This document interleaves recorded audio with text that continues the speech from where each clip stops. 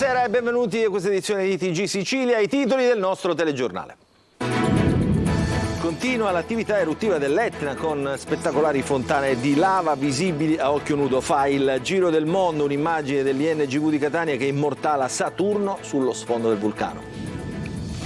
Giallo a Favara, coniugi trovati morti in camera da letto. La donna era a terra seminuda con una profonda ferita alla testa. A fare la macabra scoperta la nipote. Usura, droga ed estorsioni. Operazione doppio petto a Catania, 18 arresti, decapitato il clan Pillera Puntina, a Palermo sequestrati 6 milioni di euro, bersaglio il villaggio di famiglia. La voce dei ragazzi contro la violenza sulle donne, gli studenti dell'Istituto Musco di Catania premiati per il corto Non è amore, invitano le ragazze a denunciare, ma intanto sui social le giovanissime si dividono nel mirino gli atteggiamenti provocanti e ammiccanti veicolati attraverso i social network. Calcio, il Catania si rituffa in campionato. Domenica al Massimino arriva la Virtus Francavilla. Rossazzurri puntano ad allungare la striscia positiva e domani tocca al Messina, atteso dalla sfida a salvezza sul campo del Montirosi.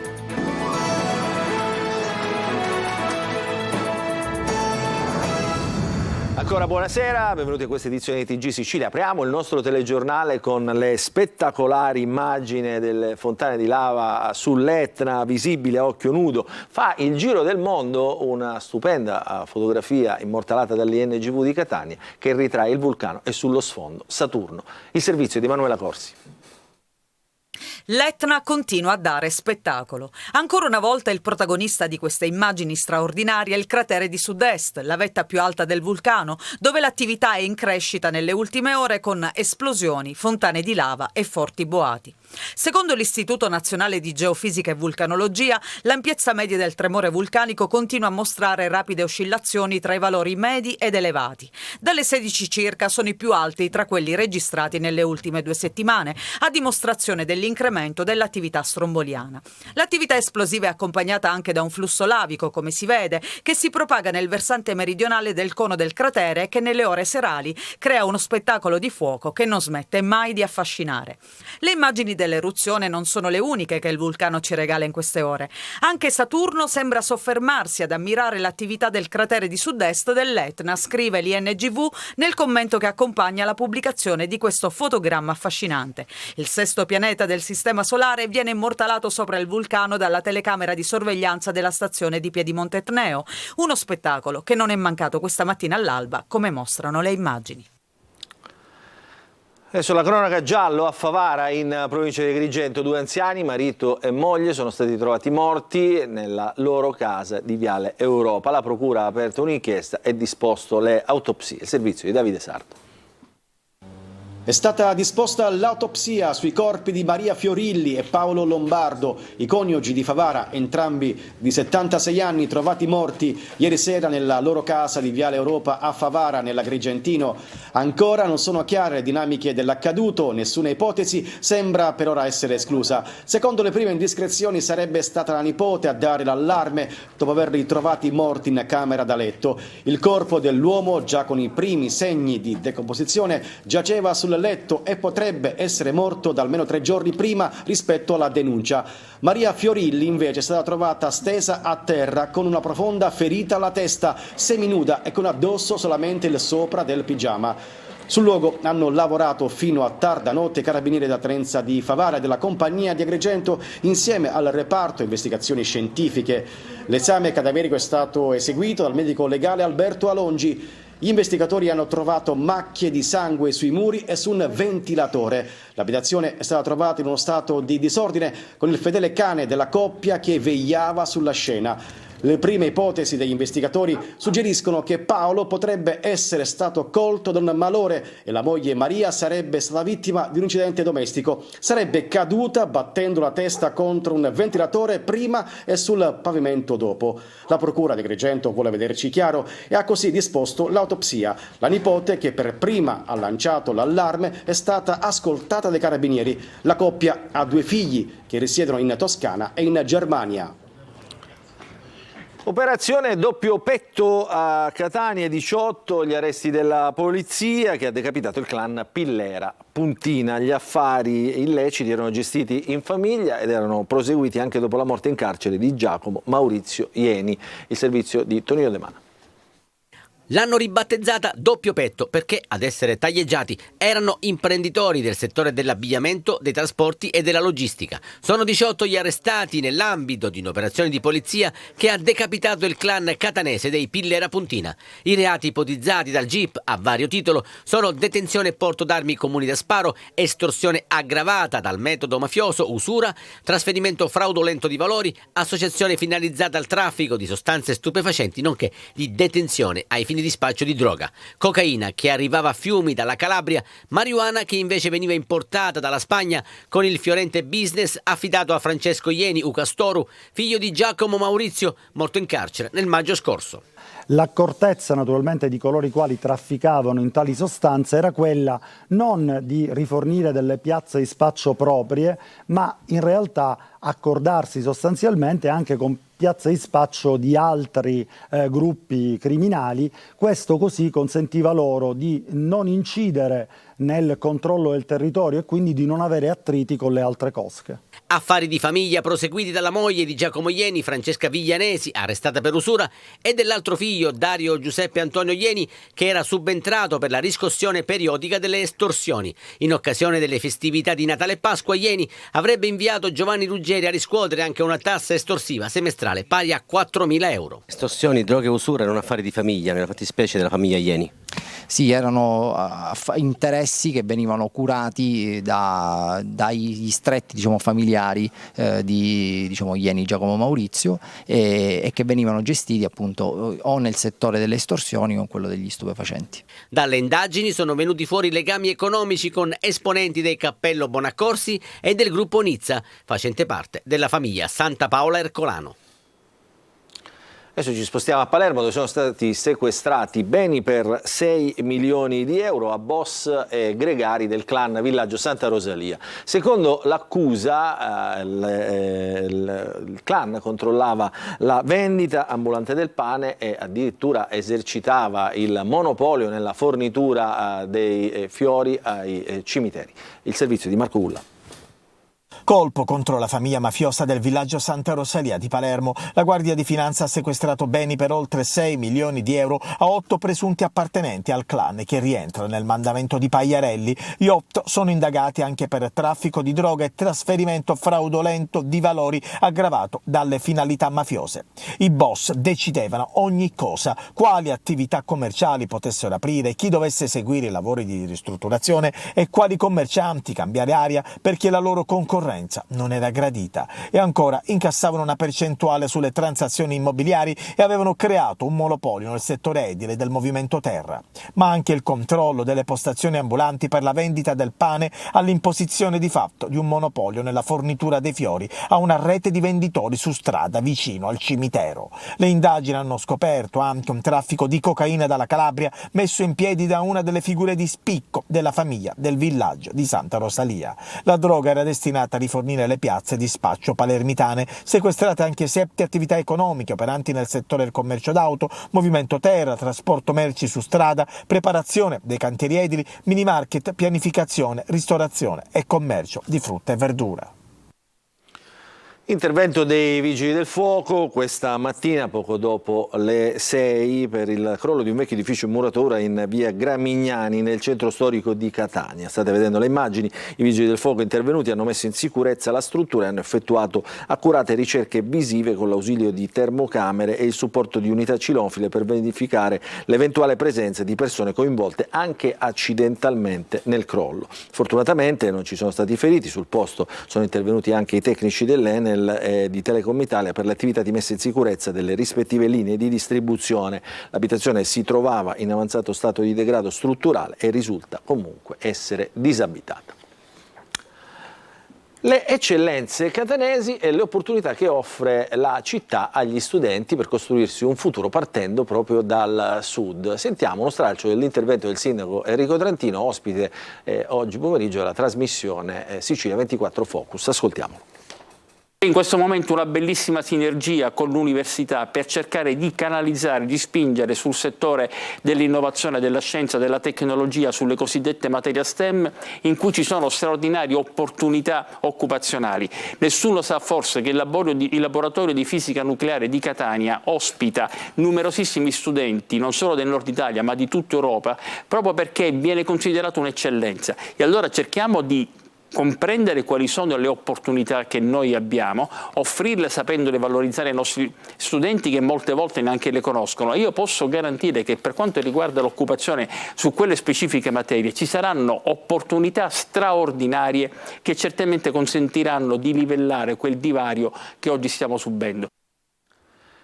Netit ci occupiamo ancora di occupazione, azienda del settore delle tecnologie digitali, nata nel novembre del 2017 in contrada Tre Fontane a Paternò, annuncia un nuovo accordo concluso per una nuova commessa con un partner di livello nazionale che avrà un impatto a livello occupazionale di ulteriori 100 unità. L'annuncio è stato dato dal fondatore Franz Di Bella durante un evento organizzato a Via Grande in collaborazione con il Quotidiano La Sicilia e davanti ai partner istituzionali. La voce dei ragazzi contro le violenze alle donne. Gli studenti dell'Istituto Musco di Catania, premiati per il corto Non è amore, dicono che le ragazze devono denunciare. Ce ne parla Giusy Lazzara.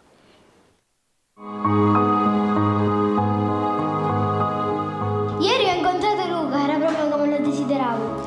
Oggi mi ha dato il primo bacio, un bacio a stampo. Oggi mi ha chiesto il mio numero. E la voce di queste giovani donne lo hanno pensato e scritto le studentesse della Scuola Musco di San Giorgio a Catania. Nasce così questo corto che ha raccolto le confidenze delle vittime raccontate alle amiche. Per lui sto meglio senza trucco. C'è tutta l'emozione dei primi amori che diventano un incubo insopportabile. Mi ha dato uno schiaffo dicendomi che l'ho fatto per il mio bene.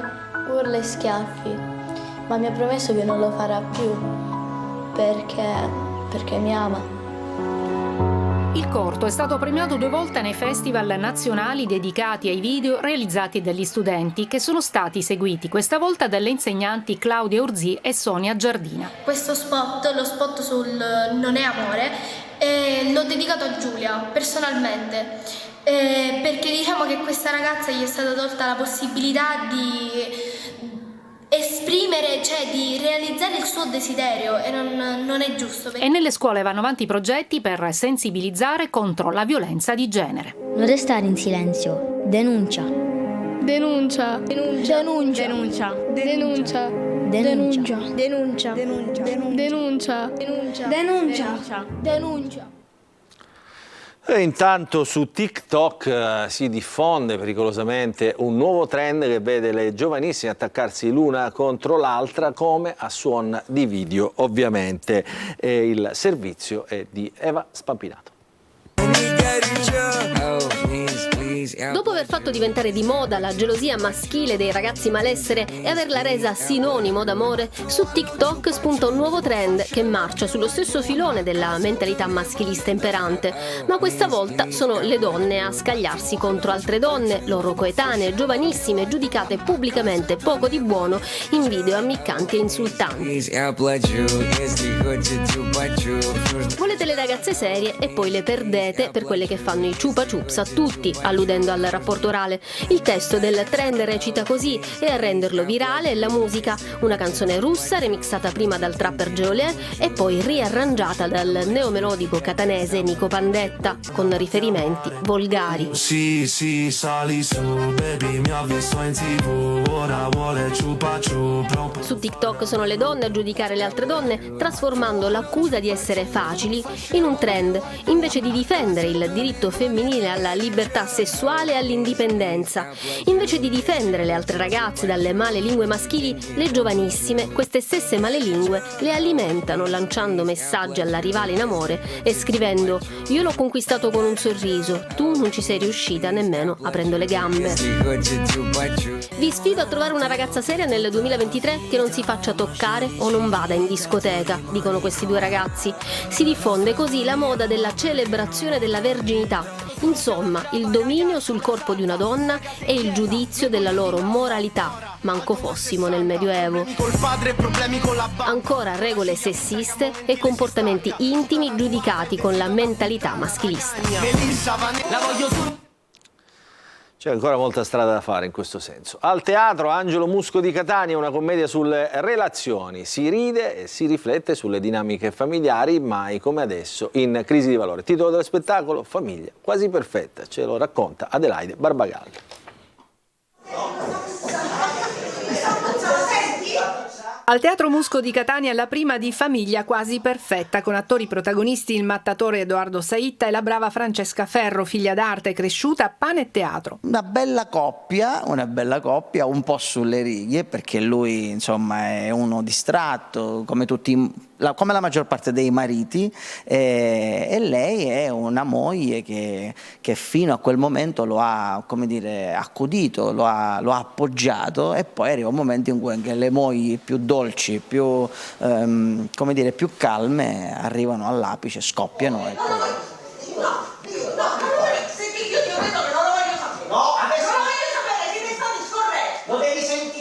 Lei si trova con sto marito che non sopporta perché gli ha rovinato la vita, cioè, lei era una donna che voleva fare strada, invece ha dovuto sacrificare tutto per i figli a cui lui non pensa, quindi è un po' isterica. Diciamo che lo prende un po' ammazzate, diciamo.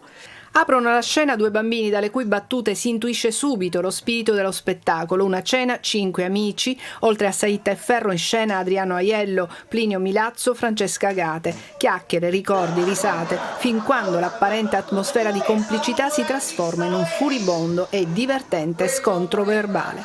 Firma la regia Francesco Maria Tardi. Bravi tutti gli interpreti premiati dal pubblico con un lungo applauso. Si replica sino al 17 dicembre. Su un po' di musica parliamo di Ligabue, che torna a far cantare il pubblico siciliano a distanza di 4 anni. Ieri a Messina, Palasport riaperto con il concerto dell'artista, la prima di 2 date, stasera si replica. Francesco Triolo. L'abbraccio del pubblico, il calore del palco, quello che a Luciano Ligabue è mancato per tanti anni. Il rocker di Correggio è tornato in tour ritrovando la passione dei suoi fans. A Messina 2 notti di quelle da raccontare sotto i riflettori, la prima ieri sera, l'altra oggi, con un album di ricordi che scorreva davanti ai quasi 5.000 spettatori nel riaperto per l'occasione. Palla Rescifina, 2 ore e passa di concerto che hanno regalato emozione ai messinesi e ai tanti arrivati da tutta la Sicilia. Vecchi successi, nuovi brani, qualche canzone che Ligabue non faceva da tempo. Ligabue è tornato sullo stretto dopo 4 anni dal concerto allo stadio e stasera proporrà una scaletta diversa rispetto a ieri tra nuovo album e brani storici, perché la sua è una storia che non invecchia mai, un viaggio che ripercorre la sua storia personale e quella dei tanti fans che lo seguono da quando cantava.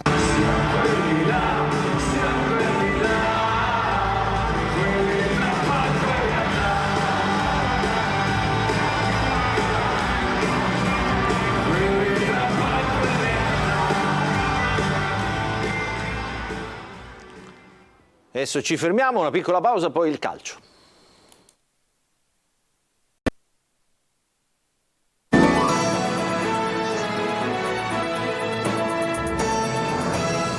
Ancora ben trovati nella seconda parte del nostro TG Sicilia, parliamo di calcio, è già tempo di campionato perché domani il primo a scendere in campo nel campionato di Serie C è il Messina che sarà impegnato contro il Montirosi. Le 2 squadre occupano rispettivamente il terzultimo e l'ultimo posto in classifica, distanziate da appena 2 punti, quindi è già scontro salvezza. Il servizio di Sergio Colosi.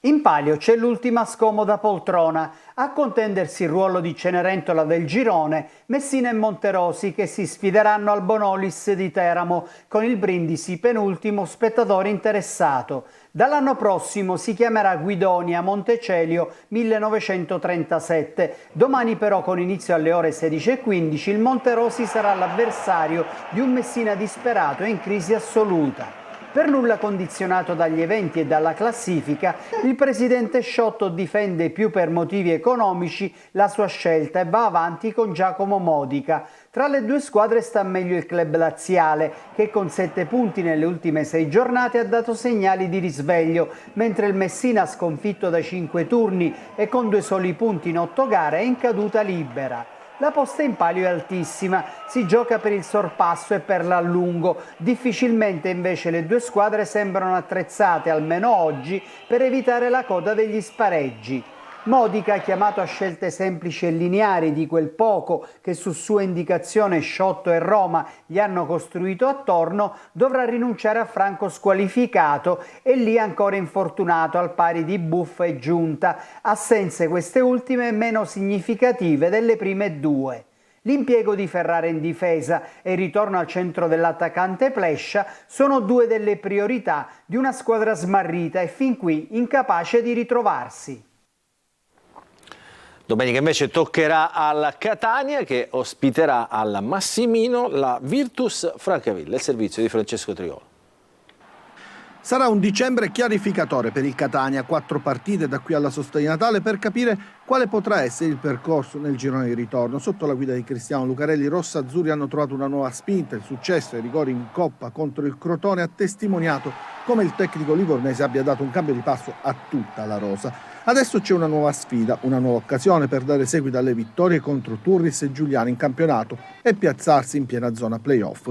Una partita nella quale Lucarelli dovrà fare a meno del centravanti Sarao, squalificato per un turno dopo l'espulsione dalla panchina rimediata a Giuliano. Contro la Virtus Francavilla però non sarà una passeggiata e questo Lucarelli lo sa bene. I pugliesi hanno appena cambiato guida tecnica con l'arrivo di Roberto Chiuzzi, che ha dato una scossa anche dal punto di vista tattico. Il suo tridente offensivo ha portato alla vittoria nel derby e scontro diretto contro il Brindisi e al Massimino, quindi vorrà dare continuità per cercare di mettersi fuori prima possibile alla zona play-out.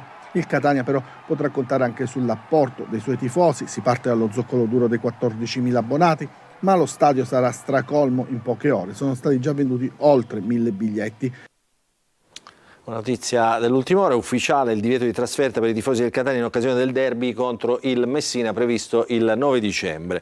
La decisione è stata adottata dal Comitato di Analisi per la Sicurezza delle Manifestazioni Sportive. Questa è l'ultima notizia, il nostro telegiornale finisce qui, allora non ci resta che augurarvi un buon proseguimento di serata.